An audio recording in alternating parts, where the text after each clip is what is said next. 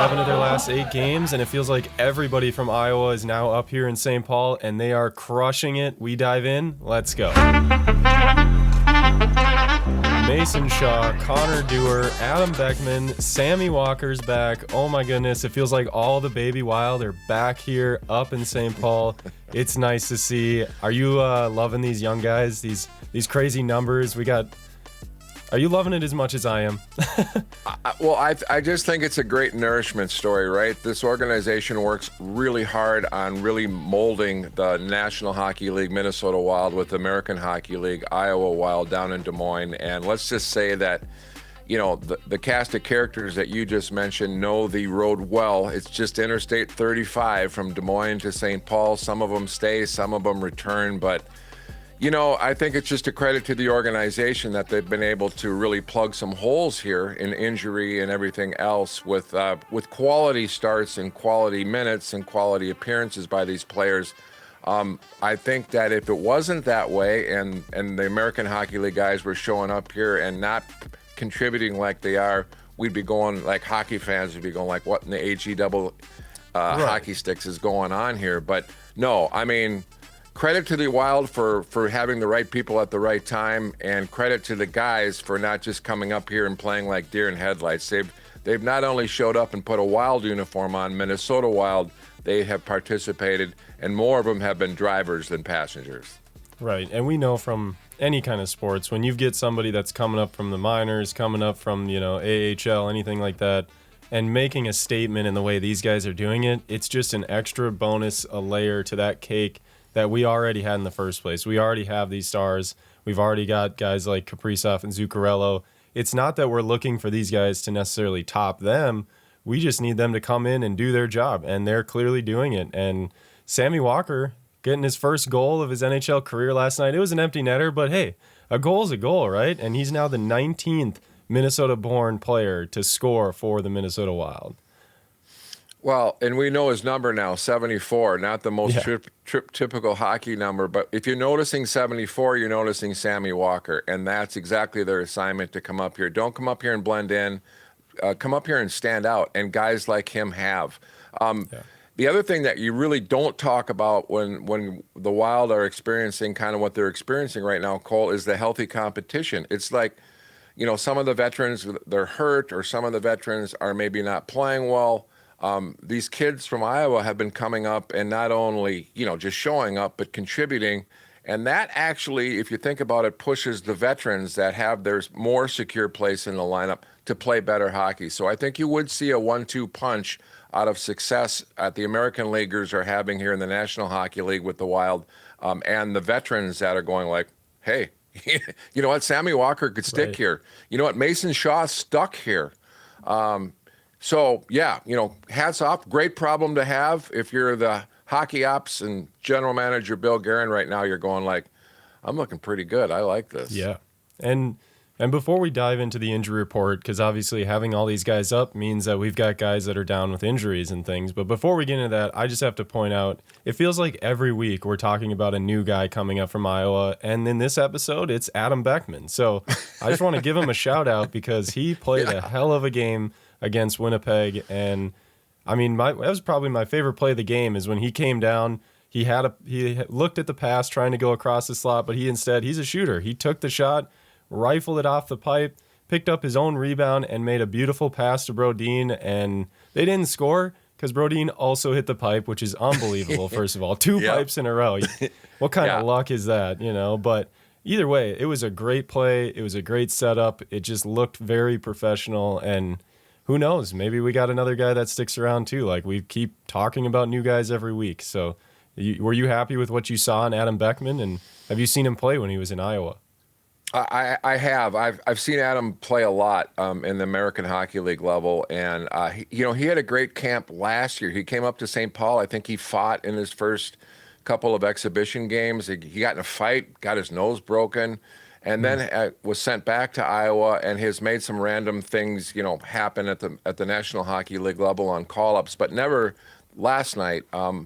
Candidly, with what I've seen in Iowa and what I saw Beckman do in Winnipeg last night was a little surprising to me in the fact that he's been a true shooter of the puck. He will shoot in Iowa from anywhere and everywhere.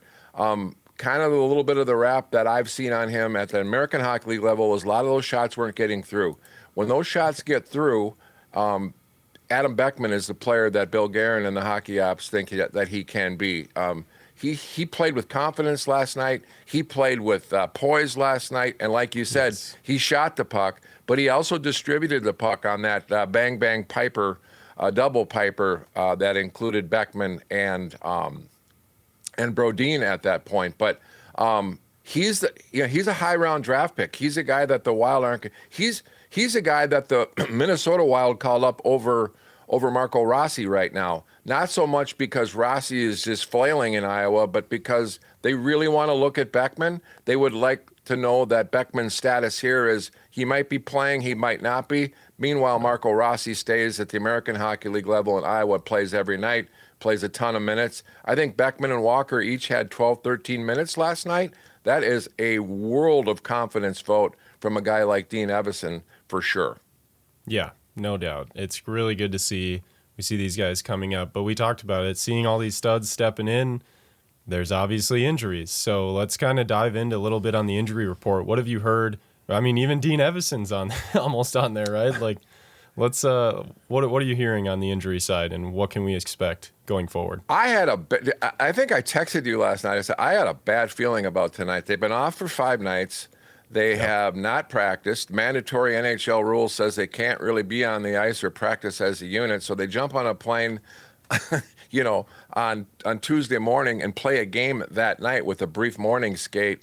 I actually thought, you know what team is going to show up here? The answer to your question, I think, is the iffiness. You mentioned Dean Evison.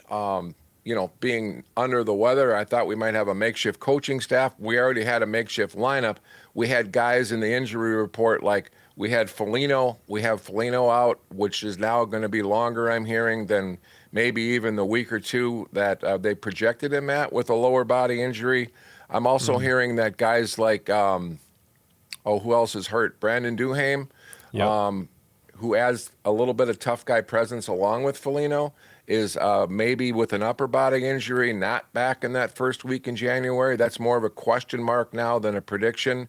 And we had a guy like Middleton go down last night, Jake Middleton go down just with a non-COVID illness, and the patchwork continued by the Baby Wild integrating into the Minnesota Wild, and lo and behold, they played a systematic hockey game like Dean Evison draws up on the whiteboard at every practice and every period break when this hockey team is playing systematic hockey it's playing right now.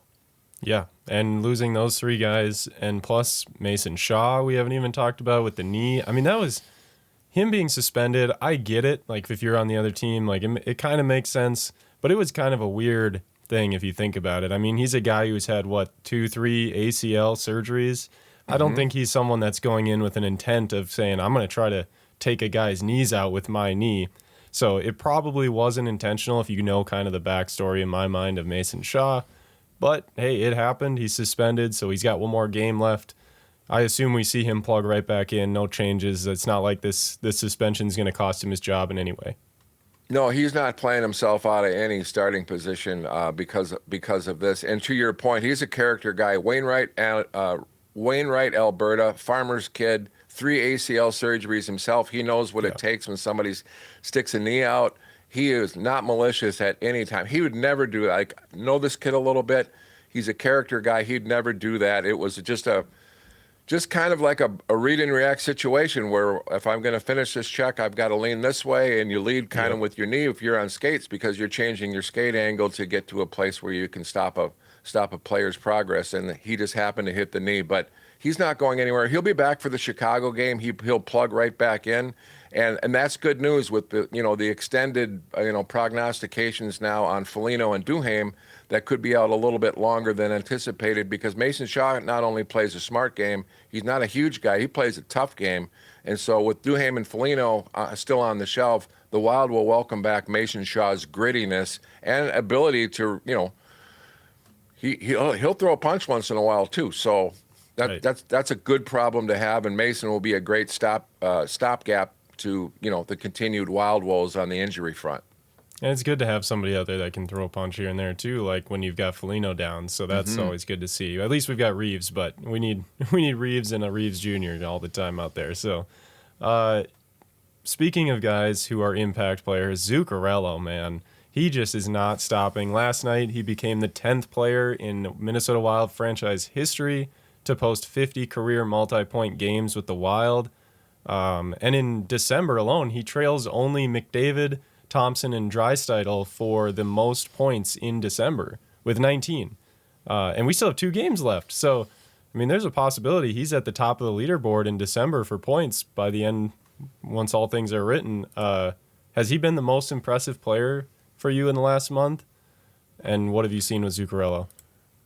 I've been impressed by him, and he is just such a quiet assassin. He quietly scored a hat trick a couple weeks ago at the X, and then he gets on a point streak. I think 13 games. I think he's gotten, 7 goals in his last 9 or some crazy stat like that. He's just this quiet assassin that, not only makes deft passes like we saw him make to Freddie Gaudreau last night, which was basically a filthy 6 saucer pass on a 2-on-1, which Gaudreau actually hit in the air. That puck never hit the ice. It didn't actually touch the ice, huh? It was basically a chip in about a half an inch or an inch off the ice, and few people can make that. Matt Zuccarello is one of those players, and as much as I love his goal-scoring ability, obviously we love the way he distributes with a player like Kirill Kaprizov. Obviously, he's made Sammy Steele, who's quietly scoring a few more goals on that top line at the centerman's position. So Zuccarello is not only contributing in the point department, but he's making others around him gain in the point department, and that bodes well across the board for that top line of the Minnesota Wild.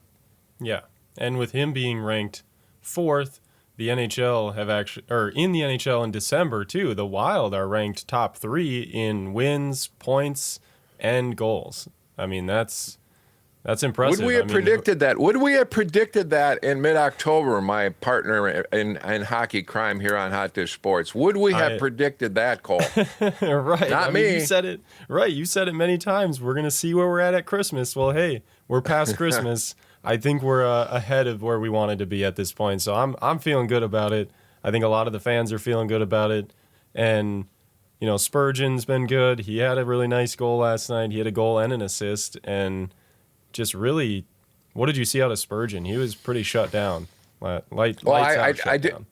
did hear Dean Evason's post-game news conference, and I think they asked him about Spurgeon. He says, "What can I say about him? Yeah, he's a leader on and off the ice. You guys should hear him on the bench." This is Dean talking now. You should hear him on the bench. Those coaches really never even have to pipe up because the captain's up and down the bench, breaking things down, having many coaching sessions, and he's playing a hockey game at the same time. By the way, not the coaches don't have to take a shift every 2 minutes like Spurge does. But, he jumps into that play last night. He scores a big goal early in the game. It meant something, obviously. And, we've talked about it on Hot Dish Sports a long time now this year about, when we can energize and when we can activate the defensemen into the play like they do, good things happen. It was a great pass. And it was actually Ryan Hartman, I think, had the helper on that one. And good to see Ryan Hartman contributing in points now. He's slowly getting back. He's solidifying. He's had to jump into that grief line now with Foligno out. So it's Eriksson Ek and Foligno and Greenway. And not Foligno, Eriksson Ek and Greenway and Hartman. Yep. And we might talk about it later in the podcast when I'm asked, because I saw the notes, what needs to happen down the stretch here. That grief line has got to get going a little bit. I mean, they bang, and they're present, and they get a lot of minutes, and they take a lot of shifts. But the Eriksson X and the Greenways right now, maybe it's because Foligno's not in, but that part of the grief line, I think, down the stretch needs to be vital here in January, because you look at their schedule coming up in January. They're playing a lot of blue chip teams coming in, and if Foligno's going to be out longer and if Duhaime's not coming back, I think Ryan Hartman's going to play an integral part in energizing that grief line. And if not, I think you could see a different acronym for the grief line, because what would it be right now? GREEH, which would be like the GREL line. But Yeah. who knows? I mean, grass sounds a little bit like if Hartman's Yeah. not energizing that. And that's no disrespect to Hartman. You mesh with some players better than others, and he's a valuable part of this hockey team. He's coming off that injury that kept him out for like a month and change, and he's coming. I'm not down on Hartsey by any stroke. Right. Yeah, he's definitely had a tough year so far, but hopefully we see him kicking in gear and getting away from some injuries. That usually seems to help. But talking the Wild being a top 3 team, you've talked a lot about systematic hockey with the Wild. Is that kind of what you feel like is leading us to being that good this December so far? I do, and it's a two-tiered answer to your question. The systematic hockey wins the day for this team with this personnel right now. This is a personnel that's, as we've talked about at length here, shuffling in AHL hockey players to the NHL level. Besides Kirill Kaprizov and probably a Matt Zuccarello, I mean, not a superstar-laden team, but the systematic hockey, and by systematic, I mean they're defensively accountable, they're breaking out clean, they're careful in the neutral zone, and they're setting up shop in the O zone, not looking just to shoot the puck on net, but to control the puck and do what they do best with their tried and true systems. That is the strength of this Minnesota Wild team, and that's what its coaching staff and hockey apps tells me needs to happen. And I don't know if you'd see a better example of what we're talking about right now than what we saw in Winnipeg last night, Obi. Yeah. I mean, they're clearly setting up plays. They're not even worried about being outshot. I think they got outshot last night like 34-29, something like that. And yeah, they're not concerned with that. They know they've got good goaltending. Gustafsson has been hot, but it also seems, is it maybe a little systematic in the way when they're choosing to start Gustafsson over Fleury, or when, like, what opponents they're facing, like who can we expect going forward, and what have you liked in Gustafsson? I have loved Gustafsson. I've been a little shocked by his start and now his December and hopefully January play. I mean, he's going to make it now tougher, because the one thing we know for a fact is that Dean Evison loves to rotate the goaltenders and just kind of play them. I mean, they play pretty evenly, 1-1, 2-2, 2-3, 3-2. Gustafsson's given Dean a little tougher decision here to keep that rotation going. I do think you'd see like a Fleury against the Dallas Stars tomorrow, namely because I do think the coaching staff also looks at, and Freddie Shabbat, the goalie coach of the Minnesota Wild, knows how certain goaltenders stack up against opponents. If you looked at last night, I think Gustafsson was like 6-1 or 7-1 against the Winnipeg Jets. So that's a factor in who starts last night. Yep. I think Fleury's probably going to be their go-to guy against the Dallas Stars, and then it's on to St. Louis for a New Year's Eve tilt. And, it could be right back to Gustafsson depending on what Fleury plays. But been really impressed with Gustafsson. Talked to some people last night post-game after the Winnipeg game. What were the keys to the win? Well, great right saves at the right time was number one. Yeah, and some lucky saves off his helmet. He was getting the puck was. And after a slow start, he gave up kind of one early there. You're 100% right. Yeah, no, and they led with good goaltending and making the right saves at the right time. They've mentioned Jaron Spurgeon a lot, and then they just talked about the impact that the Baby Wild have had on. What would we call them if they're the Baby Wild? The adult Wild would be Minnesota, I guess. If I was the baby, the big boys, the big boys. So that's the systems that they want to continue to do. And last night we saw a great carbon copy of Wild systematic hockey, the way they think they need to win hockey games this year, and a reason they're 11-4 in their last 15 games. Yeah. I mean, there's a lot of stats out there that you can look at that are very positive in December. And Gustafsson, just to throw his stats out there, he's won 7 of his last 8. He's got a .936 save percentage and a 1.74 goals against average in those games. So that's hard to beat. But I agree. I expect as well that we would see Fleury against Dallas. We all remembered the last Dallas game when you're up 5-1. You're like, I'm going to go make dinner and walk away from the game for a bit, you come back, and all of a sudden you're like, wait a second, I think I'm seeing something incorrectly, but no. So hopefully we don't have that happen against Dallas again. You would have to remind me, because I was just finishing my last hockey therapist trying to get that vivid memory out of my mind. But yes, that is true about the last time the Minnesota Wild played the Dallas Stars. But, Yep. the Wild are coming home. They've been playing well at home as of late. Dallas is an interdivision team, as is St. Louis the next, night or two after that, as was Winnipeg. These are, basically 4-point games in the standings in their division, starting with Winnipeg. You come home strong against Dallas. You go to a St. Louis Blues team who's kind of Jekyll and Hyde. See what you can get. But those are major point gain opportunities within the division for the Wild to leapfrog not only Winnipeg now, but potentially Dallas. And then at January, everybody's making the New Year's resolution like, I'm never going to bet against the Wild again after a slow start, because right now they're in first place in their division, right? Right. Yeah. It's super good to see. And I mean, tough schedule in January. We've got some tough teams coming. Like you said, the Rangers, the Caps, Carolina.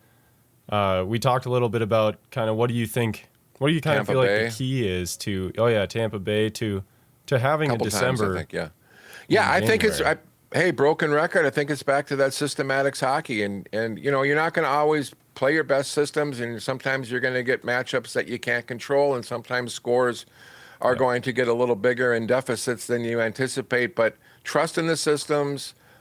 Everybody do their thing. Don't try to do too much, and rock on. I guarantee you, practices right now and videotape sessions are probably cut in half, because there's not all too much to be really dwelling on systems wise when it's gone as well as it has right now.